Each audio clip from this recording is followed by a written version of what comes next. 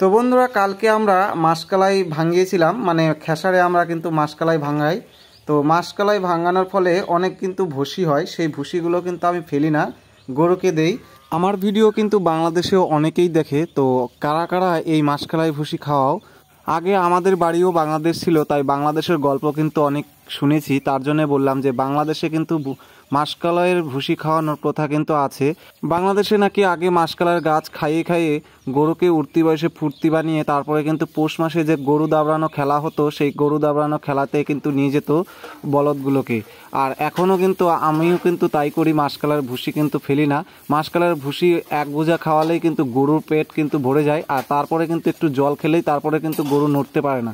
আর গরুর খুবই কিন্তু শরীর স্বাস্থ্য হয় এই মাসকলাইয়ের ভুসি খেয়ে। মাসকলাইয়ের ভুসিতে অনেক পরিমাণে পুষ্টিকর আছে, তাই জন্যই কিন্তু তাড়াতাড়ি করে গরুর শরীর কিন্তু ঘুরে যায়। আর আমাদের গরুগুলোর কিন্তু মাসকলাইয়ের ভুসি খুবই প্রিয়। মাসকলাইয়ের ভুসি হলে আর কিছুই লাগে না।